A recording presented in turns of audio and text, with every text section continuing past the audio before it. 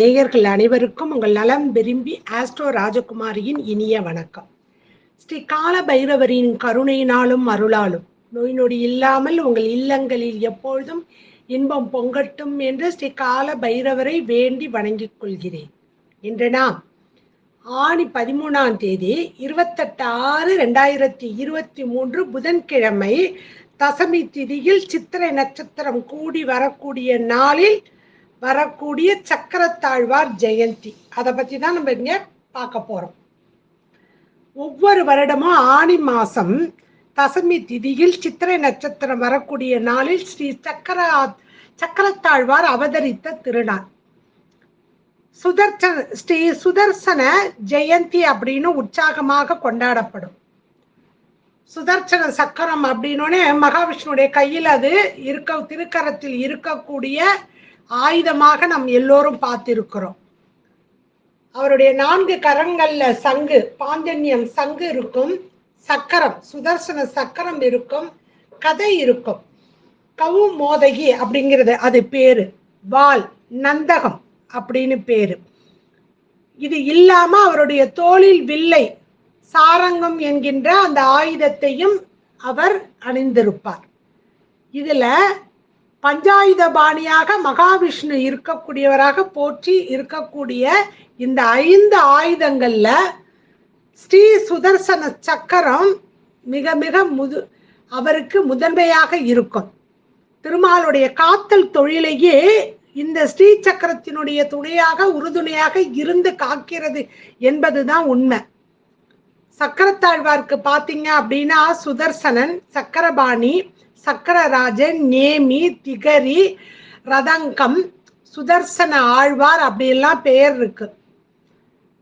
இந்த சக்கரத்தாழ்வார் ஏன் இவ்வளவு ஒரு சிறப்பாக இருக்கிறார், அதை பற்றி எல்லாருமே பாடியிருக்காங்க. பெரியாழ்வார் பாடும் பொழுது வடிவார் ஜோதியை வலந்துரை சுடராழியும் பல்லாண்டு, பெருமாளை மட்டும் அவர் பல்லாண்டுன்னு பாடல, சுடர் ஆழியும் அந்த தங்கு சக்கரத்தையும் வலது கையில் இருக்கக்கூடிய சுடராழியும் பல்லாண்டுன்னு பாடியிருக்காரு. பெரியாழ்வார் பொண்ணு ஆண்டாள் அவங்க எப்படி பாடியிருக்காங்க திருப்பாவையில் அப்படின்னா, சங்கோடு சக்கரம் ஏந்தும் தடக்கையன் என்று பெருமாளை போற்றி பாடுறாங்க. சுவாமி தேசிங்கன் இவரை சொல்லும் பொழுது சக்கர ரூபசிய சக்கரஞா அப்படின்னு போற்றி மகாவிஷ்ணுக்கு இணையானவர் இந்த சக்கரம் அப்படின்னு அவர் பாடியிருக்காரு. அப்ப சுதர்சன அஷ்டகத்துல ரொம்ப தெளிவாகவே இந்த சக்கரத்தாழ்வாரை பற்றி சுவாமி தேசிகன் சொல்லியிருக்கிறார்.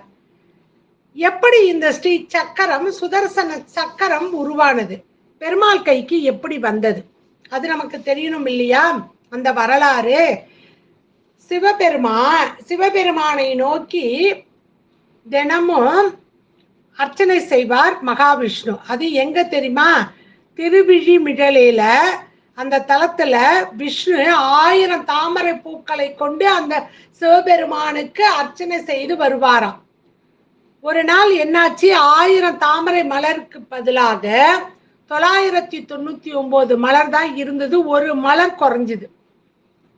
அப்ப உடனே அவர் கொஞ்சம் கூட யோசிக்காம தன் கண்களில் ஒன்றை தாமரையாக்கி 1000வது பூவாக அதை சிவனுக்கு அவர் படைத்து வழிபட்டு மகிழ்ந்தார். உடனே சிவபெருமானுக்கு மகிழ்ச்சி வந்துருச்சான். மகாவிஷ்ணு காக்கும் கடவுள் ஒரு கண்ணை தாமரை பூவாக மாற்றி நமக்கு அர்ச்சனை பண்றாரே அப்படின்னு மகிழ்ந்த சக்கராயுதத்தை மகாவிஷ்ணுக்கு வழங்குகிறார். இது திருவிசலை தலப்புராணம் சொல்லுது. அப்ப ஸ்ரீ மகாவிஷ்ணுடைய கரங்களில் சக்கராயுதம் ஸ்ரீ சக்கரத்தாழ்வார் என்ற திருநாமத்தோடு அருள் பாலிக்க கூடியதாக இருக்கிறது. அது தோன்றிய நாள் இந்த நாள். சிவன் மகாவிஷ்ணுக்கு சக்கரத்தை கொடுத்த நாள் இந்த நாள்.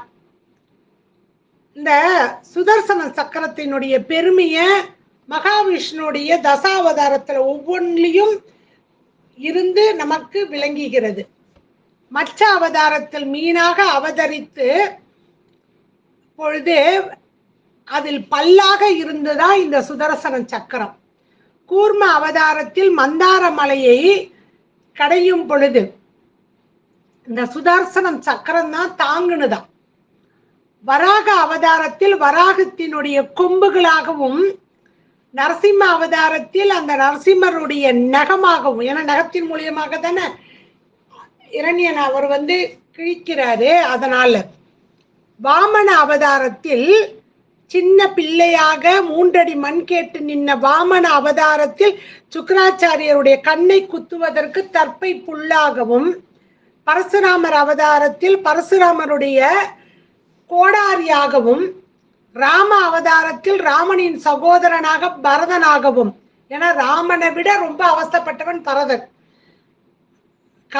நாட்டுக்கும் போக முடியாம, காட்டுக்கும் வர முடியாம பாதுகையை வைத்து அதையே பூஜித்து அவன் ஆண்டான்.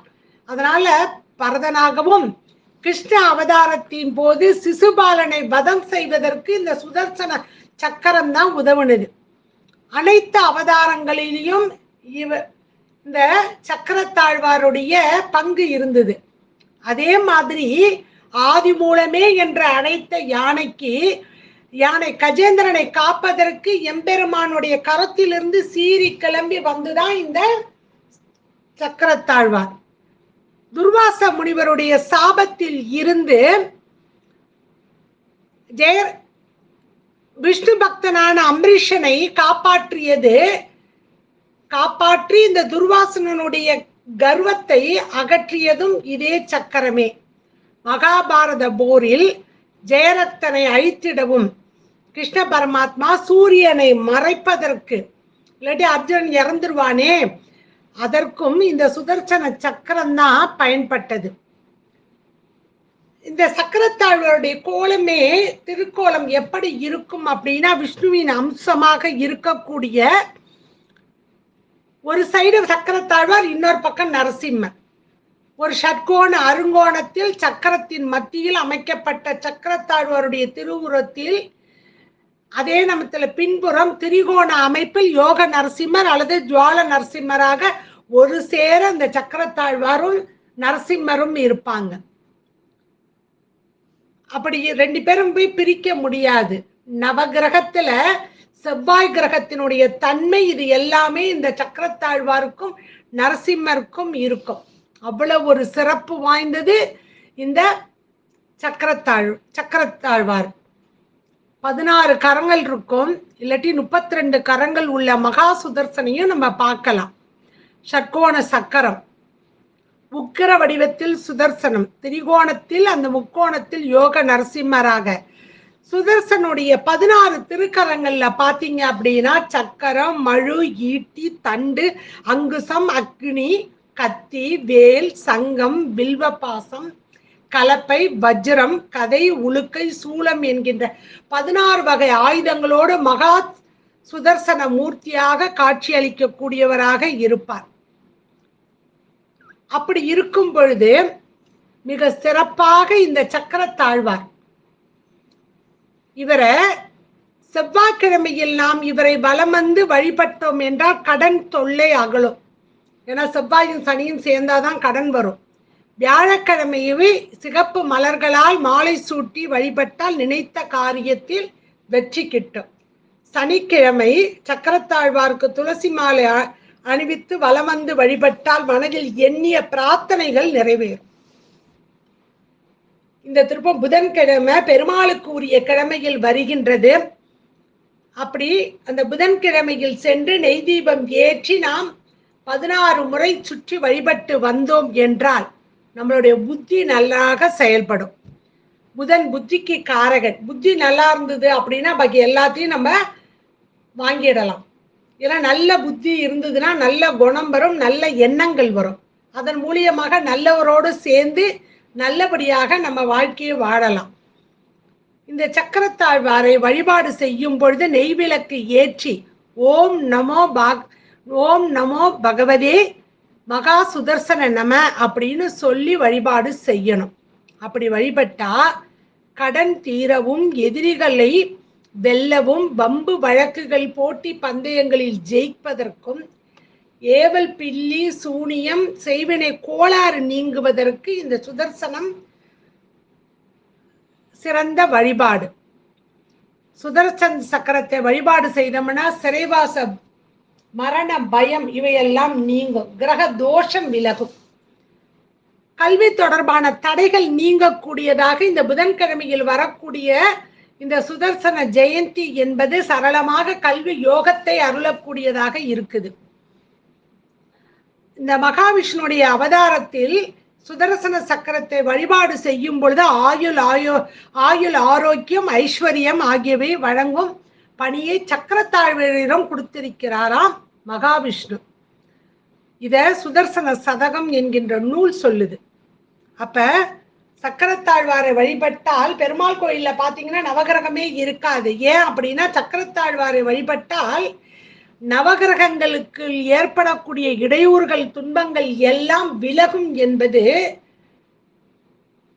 வரலாறு சொல்லுது.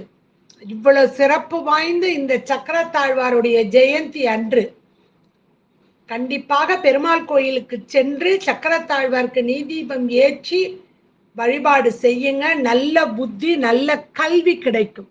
பிள்ளைகளை கூட்டிக்கிட்டு போங்க. நெய்தீபம் ஏற்றும் பொழுது ஓம் நமோ பகவதே மகா சுதர்சனாயா நமக அப்படின்னு சொல்லுங்க. சுதர்சனம் அப்படின்னாலே என்ற சொல்லுக்கு காரணமே என்ன அர்த்தம் அப்படின்னா நல்வழி காட்டுபவர், காண்பதற்கு இனியவர் என்று பொருள். அப்படி இருக்கக்கூடிய இந்த சுதர்சனத்தை தன்னுடைய காயத்ரி மந்திரம் இந்த வீடியோல வரும். சக்கரத்தாழ்வாருடைய மற்ற பெயர்களை ஒரு முறையேனும் உச்சரிப்பதற்கு அதுவும் இந்த வீடியோல வரும். அப்ப உங்களால் என்ன முடியுமோ அவற்றை செய்து நீங்க சக்கரத்தாழ்வாரையும் யோக நரசிம்மரையும் நீங்க வழிபாடு செய்யும் பொழுது அனைத்து துன்பங்களில் இருந்து விடுதலை பெறுவதற்கு உரிய ஒரு நல்ல பரிகாரத்துக்கு உரிய தெய்வ வழிபாட்டுக்கு உரிய இந்த நன்னாளை பயன்படுத்தி எல்லோரும் இன்புற்று இருக்க வேண்டும் என்பதுதான் எங்களது நோக்கம். மீண்டும் ஒரு நல்ல பதிவில் உங்களை சந்திக்கிறேன். நன்றி, வணக்கம். ஸ்ரீ குபேரன் டிவியை பார்த்தமைக்கு நன்றிகள். மேலும் இது போன்ற தகவல்களை தெரிந்து கொள்ள ஸ்ரீ குபேரன் டிவியை சப்ஸ்கிரைப் செய்யுங்கள். மறக்காமல் பெல் ஐக்கானை கிளிக் செய்யுங்கள்.